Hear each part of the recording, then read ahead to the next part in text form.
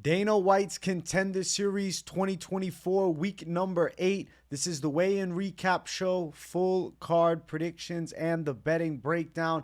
Looking forward to talking about each of the matchups on this card after seeing the fighters on the scales. Super late night. It's almost 3 in the morning. I'm excited for this late night breakdown. Make sure you guys smash the likes. If you're new to the channel, subscribe. Turn the post notifications on. Make sure you share the video too.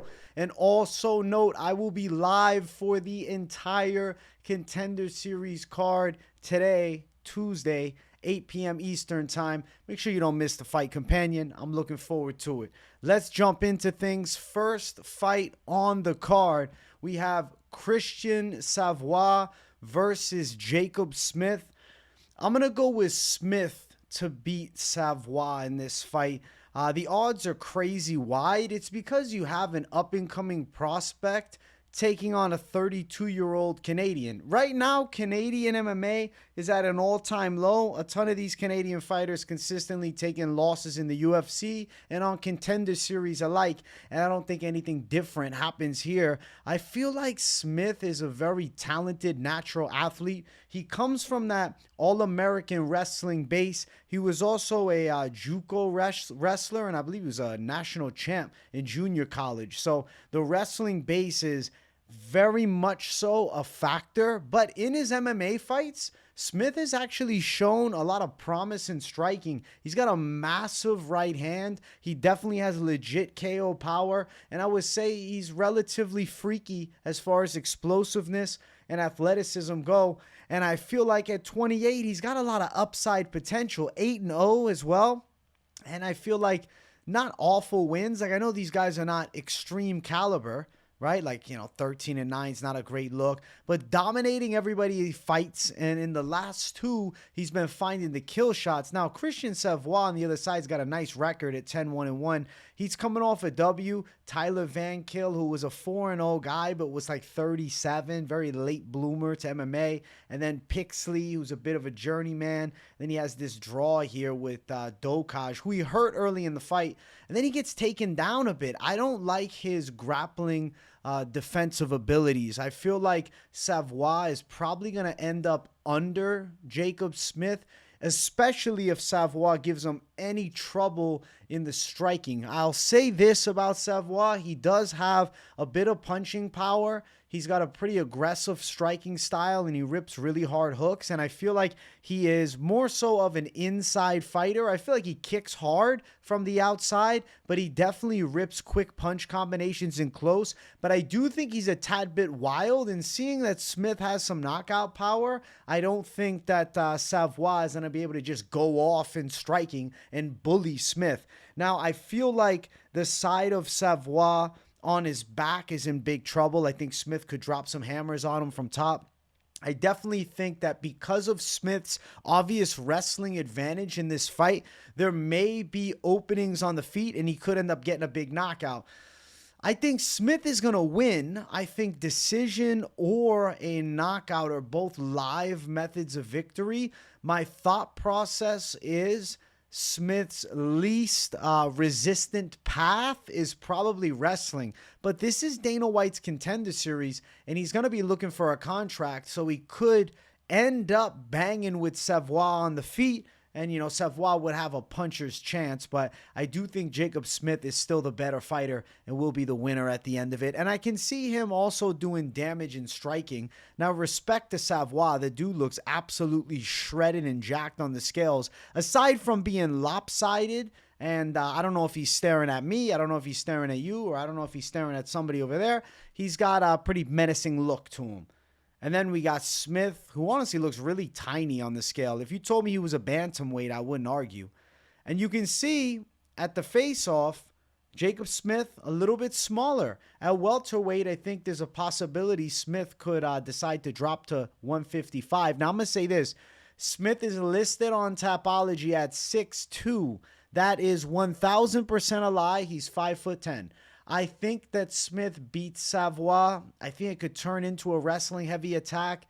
I guess my brain tells me Smith, takedowns, control, bit of ground and pound, decision win. But my Contender Series knowledge tells me Smith is going to look to strike. And if he does go out striking crazy, Could he get caught by something weird by Savoie, who definitely has a puncher's chance, but I don't think is nearly as good. It's just when you see odds this wide, it tempts you to have a little faith in a big underdog upset, simply because Jacobe Smith shouldn't be minus 650. Surely he could be minus 270, but minus 650 is crazy wide. At open, he was minus 450.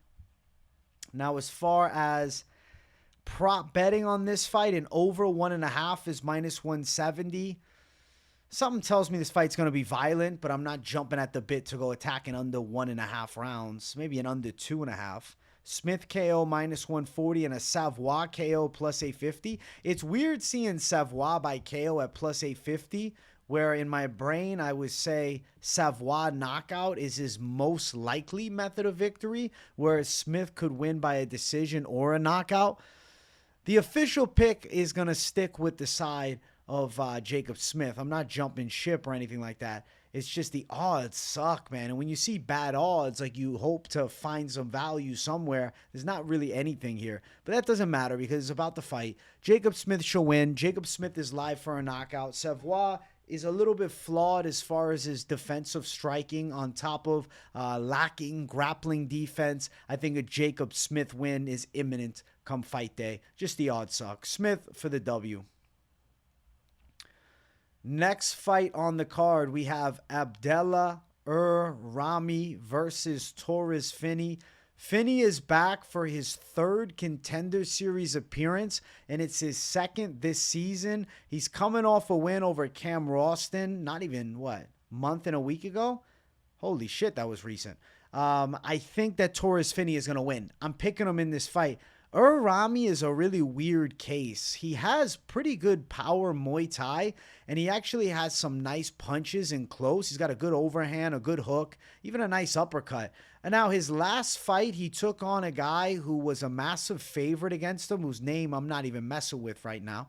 And he went out and he pulled off the knockout upset, but wasn't like a great performance early. He was taken down. It's just the opponent seemed to break and quit as soon as there was any bit of resistance put forth. Whereas Finney is not going to break. Finney is not going to quit. Torrez Finney is a powerhouse pressure fighter with a clear-cut wrestling and grappling advantage. I do think Finney probably gets this fight to the ground at some point, and I expect him to throw really hard shots from top because he's going to be looking for this contract and maybe live for an arm triangle. The thing is, Ramy's not a complete slouch on the ground. I just think he's susceptible to being taken down. But because this is Torrez Finney's third time on Contender Series and he's failed to get a contract in the first two, is there a chance that he's uncharacteristically aggressive and could get caught with something stupid?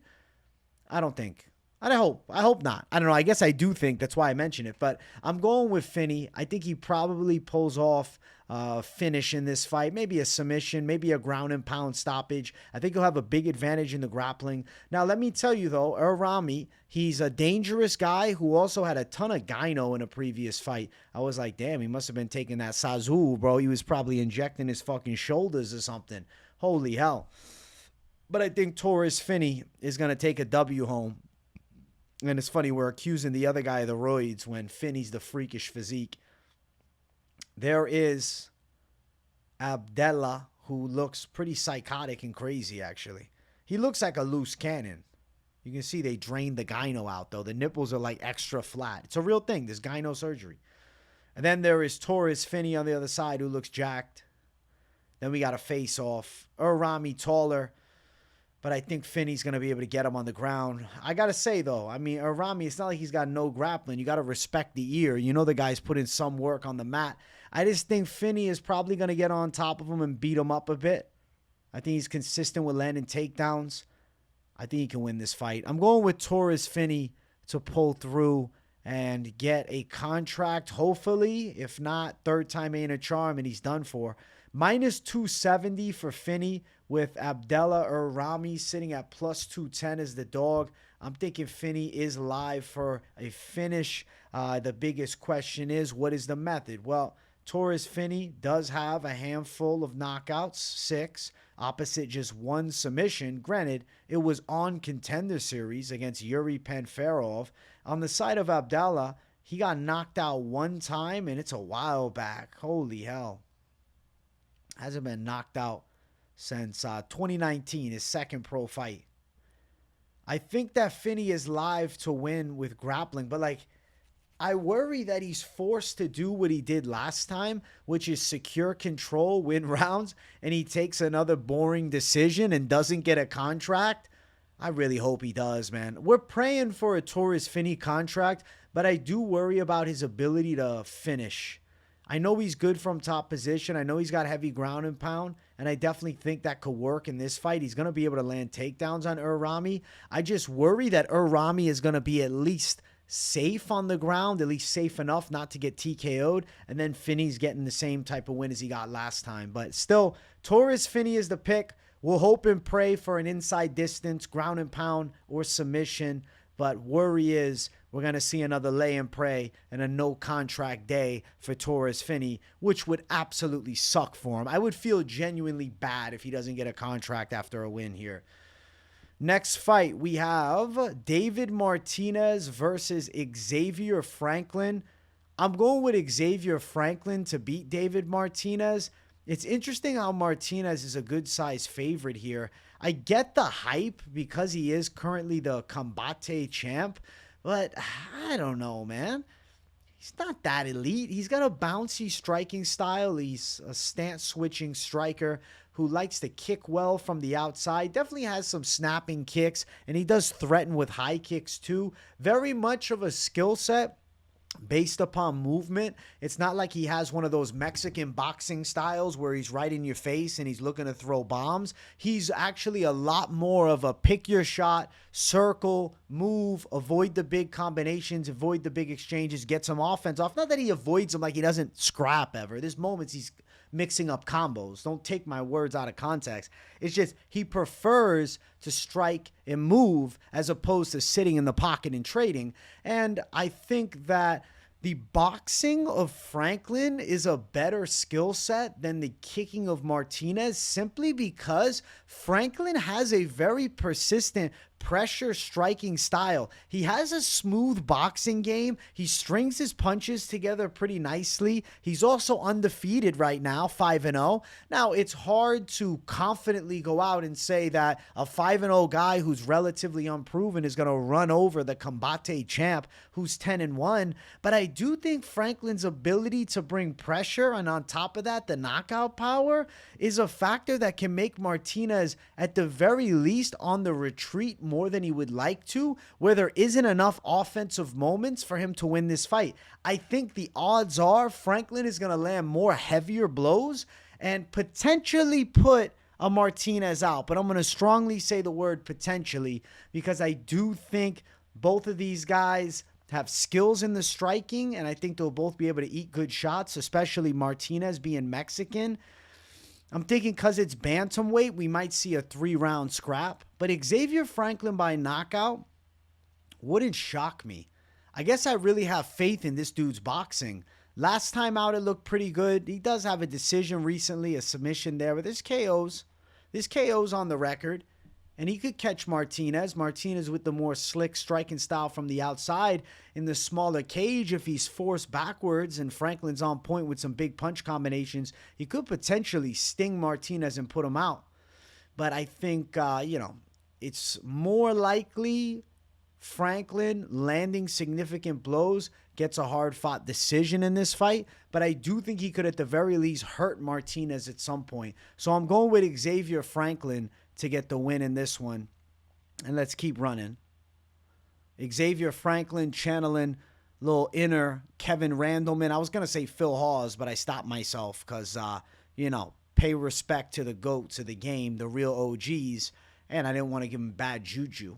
There is Xavier Blondie Franklin. I don't understand. David Martinez looks a lot like Manny Pacquiao. I don't know. Am I crazy? He looks like a young Pacquiao. I'm just saying, he looks a little bit Filipino. I know he's a Mexican fighter, and, it's possible that maybe he's mixed like El Chino from last week is Argentine, but he comes from the Chinese heritage. That's the El Chino nickname. Maybe a similar thing here, El Chino Martinez. And then we got the face-off. Tell me how Franklin looks like he's 18, man. He's got the baby face for real. Baby face McGee Franklin. But shit, he hits like a grown-ass motherfucker. And I think that he could touch the very skilled Martinez with big enough punches to find a way to win. Not an easy fight. I think it's going to be a competitive affair. Martinez has definitely got some good kicking skills. Martinez definitely has good striking from the outside. But I think it's a pretty 50-50 fight. And I'm willing to take an attack of a risky underdog that's unproven in Xavier Franklin, who's plus 145 as the underdog with Martinez as the minus 175 favorite. I do think it's going over a round and a half at minus 240. I think that's relatively likely. And then Franklin decision plus 325. KO's way up at plus 475. I think Franklin could pull through. I think his slick enough boxing is a factor. The thing that almost sways me to Martinez is 3.5 years ago, he beat Francisco Rivera, who used to fight in the UFC. But I'm like, no, don't just be swayed on that. Like, look at what we saw recently. I mean, he's looked relatively good, but I don't think he's looked unbeatable. And I feel like Franklin looks really good right now. I think Franklin's got a good style. And I'm going to go with Xavier Franklin for the upset. Let's jump to our co-main event of the evening. Alberto Montes versus Carlos Calderon. I'm going with Alberto Montes to win, and I won't lie to you. He looks like a blend between Chito Vera and Ilia Topuria. I swear to you, that's the vibe I get. He's Venezuelan, and he seems at times to be, I don't know, that similar, arrogant aura that we get with Topuria. He gives those vibes. Now, Montes isn't a bad striker. I actually feel like he's relatively slick. I'm picking him to win. If I didn't already say that, I'm picking him to win because I do think the guy has legit skills. He was originally booked to fight someone else, I believe Robbie Ring, and then Ring pulled out and Calderon steps in.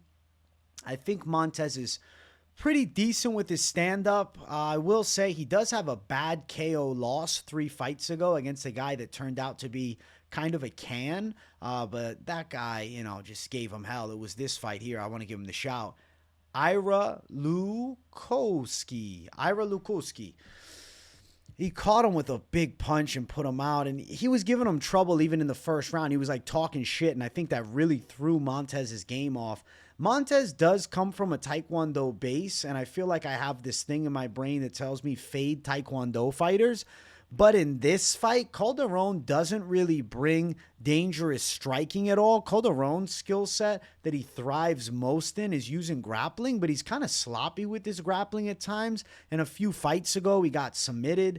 And I think that Montes is probably live to give him trouble on the ground too. But if Calderon isn't like overly aggressive and putting himself way out of position, there's a world where he survives the 3 rounds and he ends up going long. I'll say this, Calderon has a very active jiu-jitsu game. He's very consistent with his attack off the bottom, but what I don't like about his style is the fact that he's willing to consistently accept bottom position. That I always view as a big red flag. Striking did not look very good in his recent LFA fight. Montes is definitely cleaner on the feet. I think Montes has better grappling. Now, I will say, there's times where Montes is taken down. He's not an elite caliber wrestler, so it's going to be interesting. If this fight ensues into a striking affair, I do think Montes could rock Calderon. He was actually touched. Calderon was touched in his LFA fight.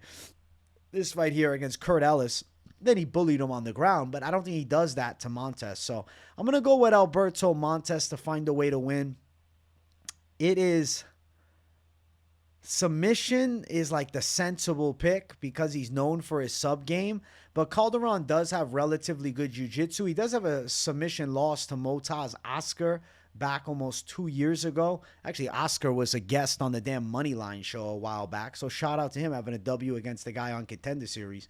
I just think that Calderon could potentially get out of position on the ground and Montes could sub him.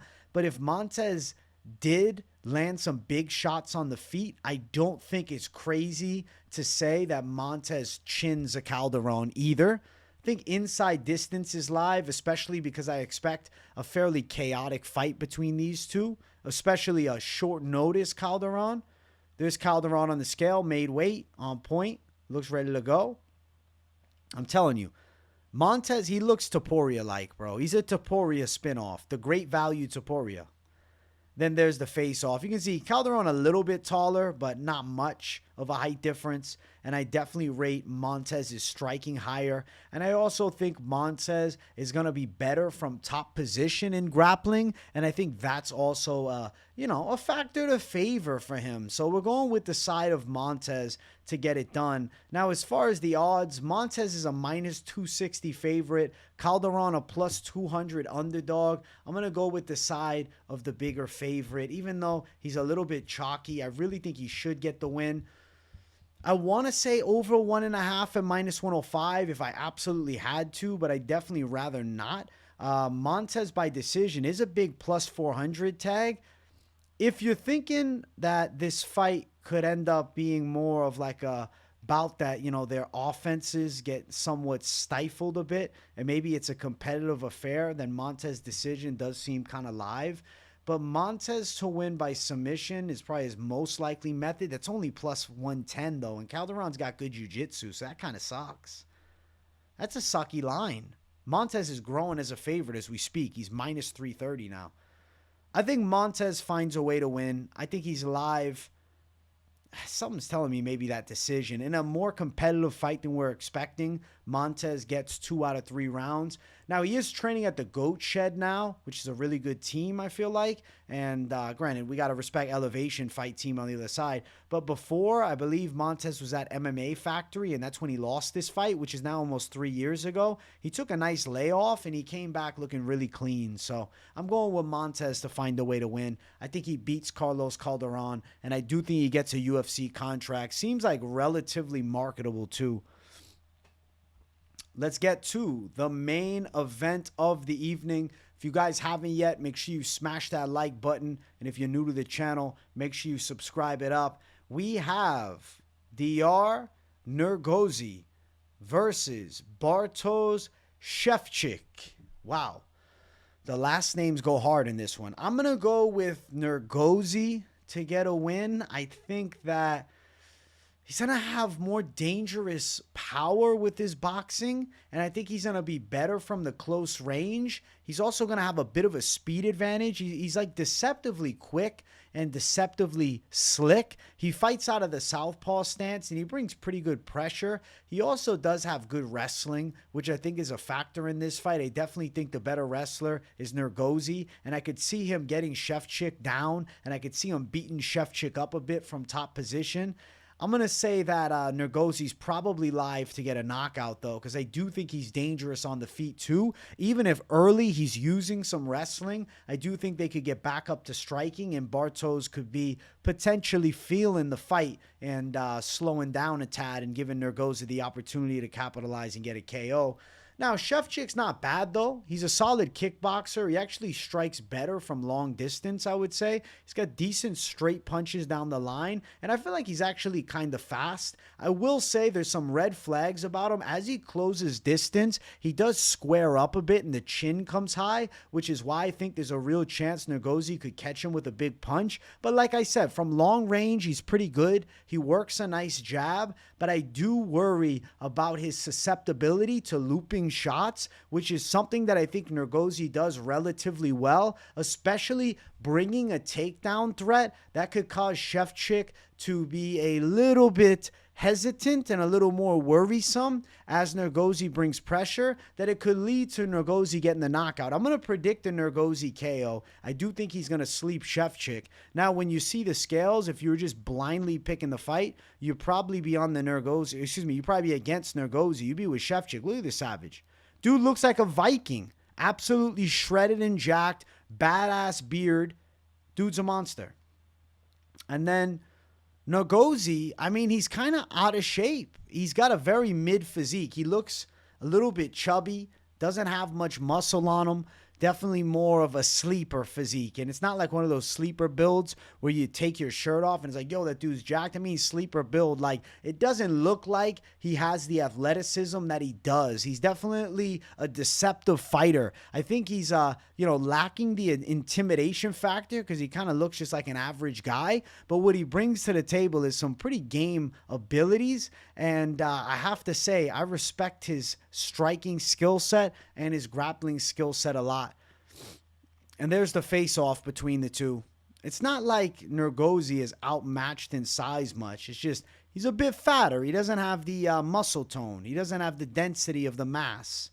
Also, Nurgozhay has a win over Emiliano Sordi, which I rate that pretty highly. Sordi was good in PFL. Nurgozhay is a slight favorite at -125, even though he opened as an ever so slight underdog. And then Szewczyk is -105 as an ever so slight dog. I like the side of Nurgozhay to find a way. I do think Nurgozhay inside distance +140. I do think fight ends inside distance -200. Nurgozhay KO upwards at +185. I'm going to predict Nurgozhay finds the kill shot. I'm going to predict Nurgozhay finds the knockout and takes home a violent win. I like the resume. He was an Eagle FC prospect before that promotion went under. And then obviously this big win here over Emiliano Sordi. I got to rate pretty highly 4 months ago, and he beat the shit out of Emiliano Sordi. Now, for Szewczyk, he does have nice looking wins, but it's on that Poland scene for the most part. He took a 4-0-1 fighter there that he knocked out. And then this was a loss that he avenged. The loss was there. I wanted to find this Lucas Klinger full fight, but I only was able to find highlights. But I did see that he was on his back a little bit in that fight, and that gives me confidence that Nurgozhay could time some key takedowns. What are the people picking? People are all over Nurgozhay, more going for decision, but I think he is going to find the kill shot and end up getting the knockout. So we're going with Nurgozhay over Bartosz Szewczyk in the main event. I think he's more powerful, and I think he has a wrestling advantage, which could end up being a magical key to victory for him. Now, we're not done yet. Those are the predictions, but I do want to talk potential parlays. Contender Series parlays are like playing with fire, but sometimes you got to make chaos happen. You got to bring craziness. So I think maybe you're going Nurgozhay in one of the parlays, right? Because he's close money, and he could give you some nice action. I don't know. I like the chances of that. And then I like Jacob Smith, but inside distance, you'd have to touch a -180 to get any exciting upside and bring you into the plus money territory.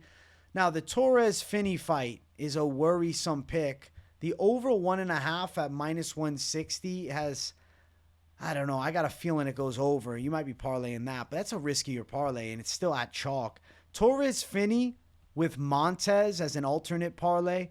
I worry most with Xavier Franklin. It's not so much that he's an underdog. It's simply because he lacks fight experience. And that is something that you have to consider when you're locking a parlay in. But if you want to go D-Gen, I think you go Smith inside distance. You go the over 1.5 with Finney. I think you go with Nurgozhay there. Then you could potentially go with Montes to get it done too. And then if you want to go crazy, you go Franklin inside distance. Excuse me, you go Franklin. Do you go inside distance there? Do we got that over 1.5, right? Over 1.5 at -240 for a bantamweight fight. It feels like they're handing me that. I feel like it's more than a 65% chance to going over. Be cautious with your bets this card. Contender Series always. You're playing with fire because these guys are unproven. So please do your own research before you blindly tell. I'm just giving you my thoughts on everything. I do hope you guys enjoyed this week's late night Contender Series breakdown. I appreciate you guys consistently tuning in. I'll see you guys for the live stream. Make sure you all smash the like button. If you're new, subscribe it up. And definitely let me know in the comments what you thought of the picks. And now if you got nothing to say, just enjoy the content. W in the chat to boost the algorithm for your boy. Thanks for watching, everybody. I'll see you in the next one. Peace out.